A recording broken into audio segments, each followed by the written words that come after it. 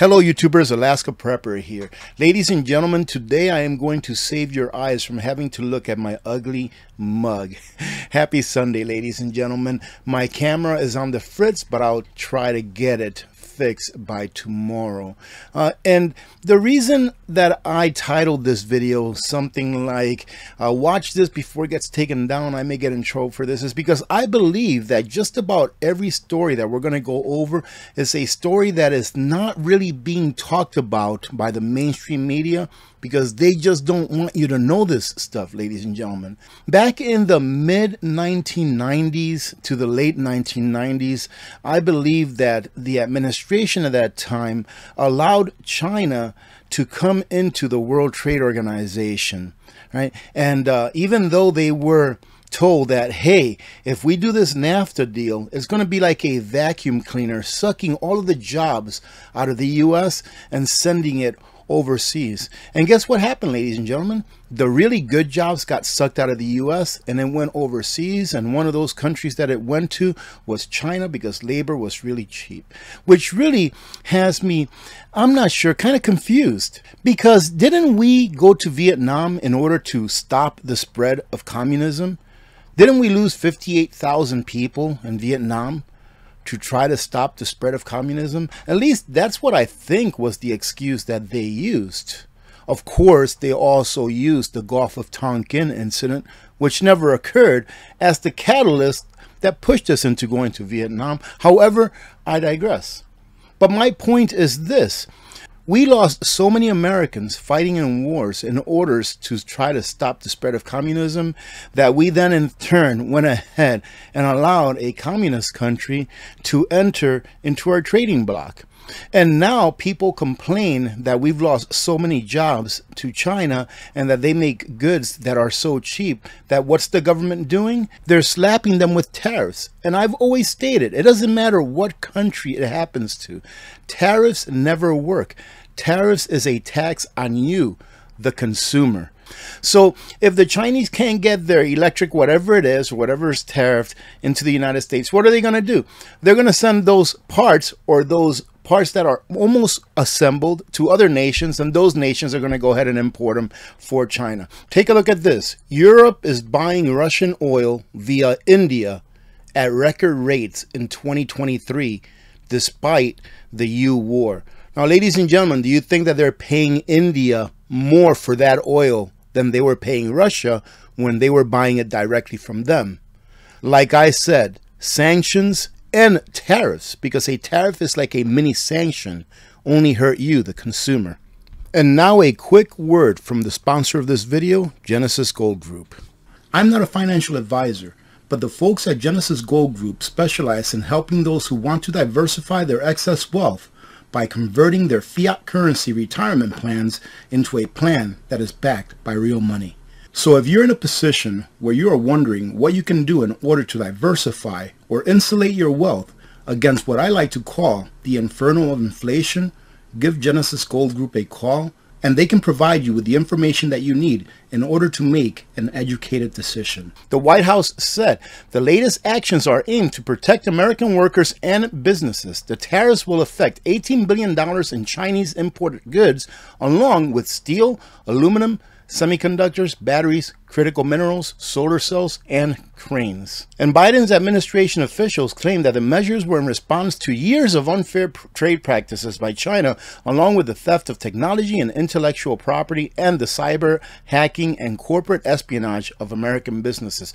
I have to say that I agree that they've done all of those things, and that's not good. But we should have gone ahead and responded to those actions when they happen immediately, instead of waiting now, because now it's going to cost the people. It will make your life more expensive. In other words, China's using the same playbook that it has before to power its own growth at the expense of others by continuing to invest despite excess Chinese capacity and flooding global markets with exports that are underpriced due to unfair practices. The White House National Economic Advisor Leo Brainerd said in a statement to reporters, now listen, take China out of the equation and listen to what they're saying.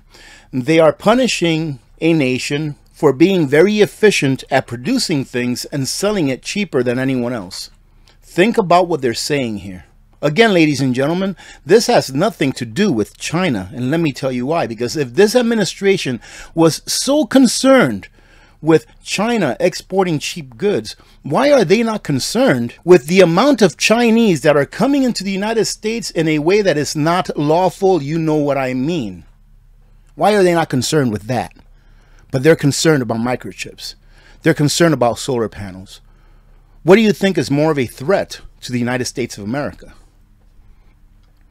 Now listen to these numbers. According to the figures presented, some 27,000 Chinese nationals have come into the United States in a way that is not lawful. You know what I mean. This year's total tops 27,000 encounters. So far this year, they're talking about this fiscal year, since the 1st of October of 2023 is 2024 fiscal year, okay? So let me start again.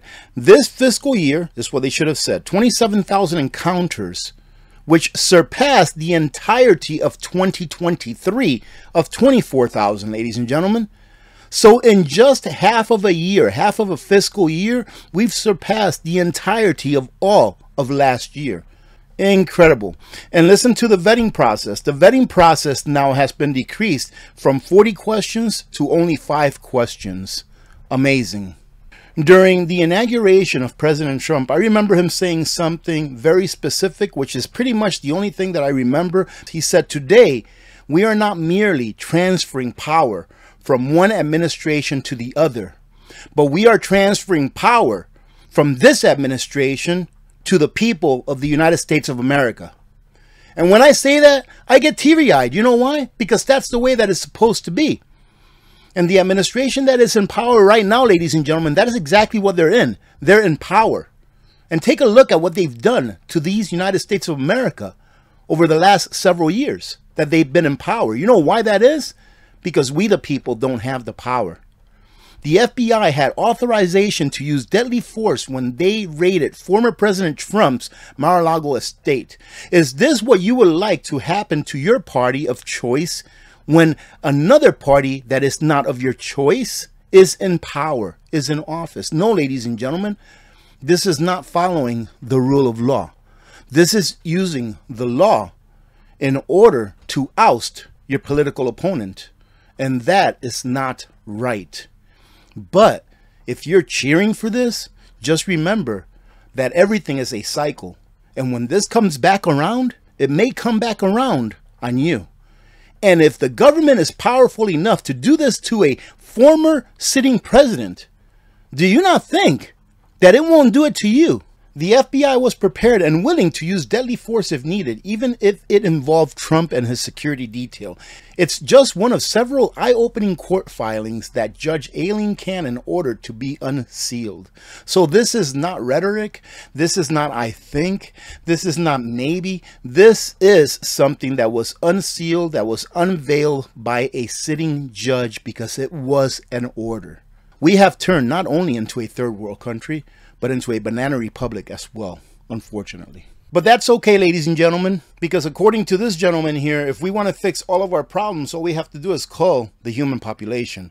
Climate professor Bill McGuire tweets that culling humans is the only way to prevent a climate breakdown. Incredible.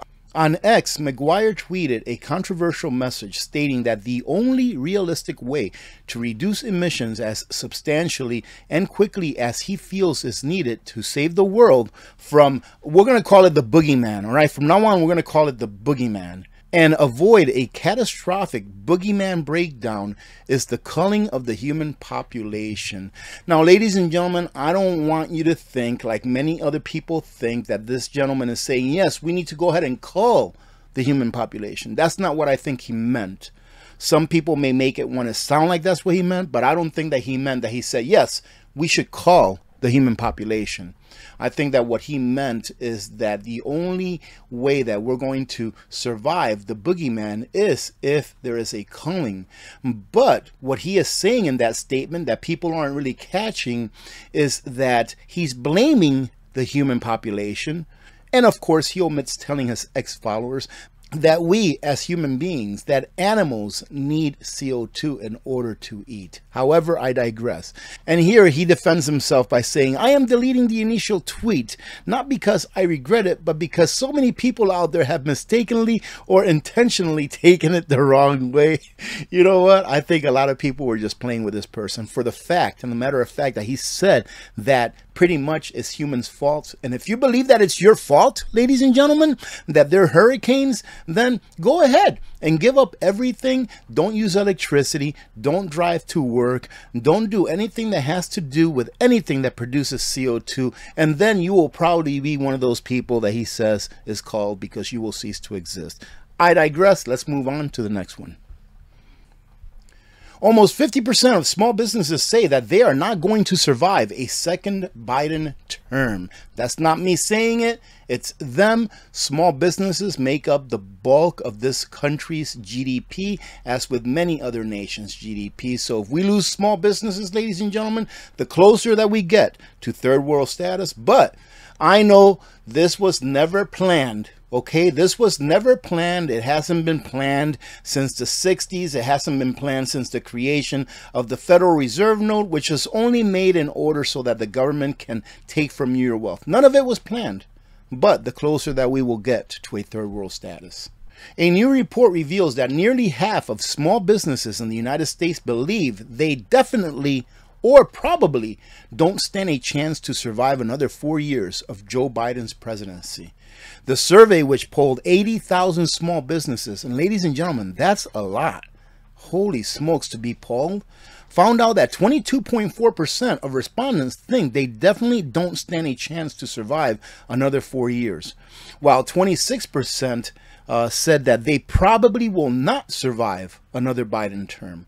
There is nothing I can afford to do in addition to what I'm doing already, says this person. If things don't change, I will be finished, one business owner said in the report. Moreover, the findings reveal the precarious state of many small businesses, with 40% delaying bill payments and 70% putting staffing plans on hold to conserve cash flow. It's been a difficult 3 years for American small businesses, said the Public Square CEO. While many inside the Beltway feel like things are good, and of course they feel like things are good if they're inside the Beltway. Why? Because they don't pass laws that affect them. They should be considered the real sovereign citizens. And again, while many inside the Beltway feel like things are good, that isn't translating to mainstream America, the front lines of our small business economy. Just like many families all across the nation, many small business owners are now on bill paying triage. What does that mean? That means that this month we'll pay the electric bill, next month we'll pay the gas bill. And then we'll keep doing that until we can catch up or until they turn one or the other off, pretty much. All of the government reports and happy talk from Washington, D.C.